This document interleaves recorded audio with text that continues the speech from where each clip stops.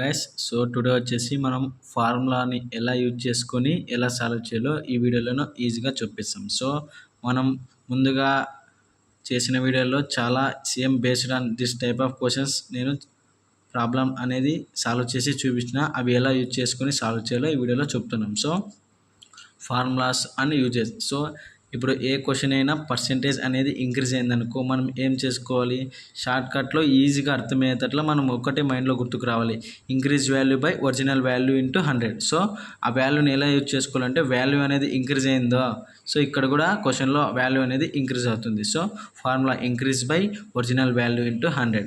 అలాగే పర్సెంటేజ్ క్వశ్చన్లో increase value ఎలా అడిగినాడో డిక్రీజ్ వాల్యూ కూడా అలాగే అడుగుతాడు. సో ఫార్ములా వచ్చేసి decrease by original value into 100. అప్పుడు వాల్యూ కూడా డిక్రీజ్ అవుతుంది. మన మైండ్లో ఒకేసారి గుర్తుకు రావాలి, వాల్యూ అనేది ఇంక్రీజ్ అండ్ డిక్రీజ్ ఇలా వచ్చేసిందా, ఈజీగా సాల్వ్ చేయాలి.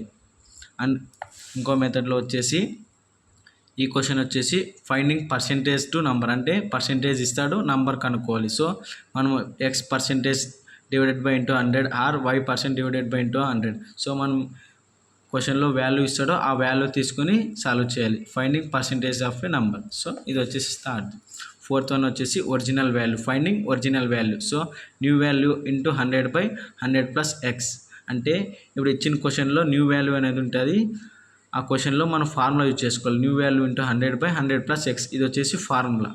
సో న్యూ వాల్యూ యాడ్ చేసి into 100 by 100 plus x. X అంటే పర్సెంటేజ్, మనం ఈజీగా మైండ్లో గుర్తుపెట్టుకున్నట్లు ఎక్స్ అంటే పర్సెంటేజ్, ఆ పర్సెంటేజ్ వాల్యూ యాడ్ చేసి టోటల్ చేసి ఈజీగా వచ్చేసింది. So finding old value after increase అయినా డిక్రీజ్ అయినా ఈజీగా ఎలా సాల్వ్ చేయాలో. ఓల్డ్ వాల్యూ అంటే ఇంక్రీజ్ అయిందే, ఇంక్రీజ్ అయినప్పటి నుంచి ఎంత డిక్రీజ్ అయింది, డిక్రీజ్ అయినప్పటి నుంచి ఎంత ఇంక్రీజ్ అయిందని ఈజీగా ఎలా సాల్వ్ చేయాలో. నెక్స్ట్ వచ్చేసి పర్సెంటేజ్ చేంజ్. పర్సెంటేజ్ చేంజ్ అంటే ఫార్ములా వచ్చేసి change by original value into 100. So general increase or decrease problems ఇలా ఉంటాయి. సో చేంజ్ అంటే ఇప్పుడు వాల్యూ అనేది 10 to 20 ఉందనుకో, ఎంత చేంజ్ అయింది, 10 చేంజ్ అయింది. అంటే చేంజ్ 10 బై ఒరిజినల్ వాల్యూ ఎంత నుంచి 10. So 10 into 100. So 10 by 10 into 100 ఇలా ఈజీగా సాల్వ్ చేయొచ్చు. సో నా వీడియో నచ్చితే లైక్ చేయండి, షేర్ చేయండి అండ్ సబ్స్క్రైబ్ చేయండి. సో మీ సబ్స్క్రైబ్ నాకు చాలా అవసరం. సో ఇంకా చాలా క్వశ్చన్స్ చేయాలనుకుంటున్నాను, మీరు నన్ను ఎక్సైట్మెంట్తో కామెంట్స్ చేసి ఇంకా చేయండి, ఈజీగా చేసేస్తారు. Thank you for everyone.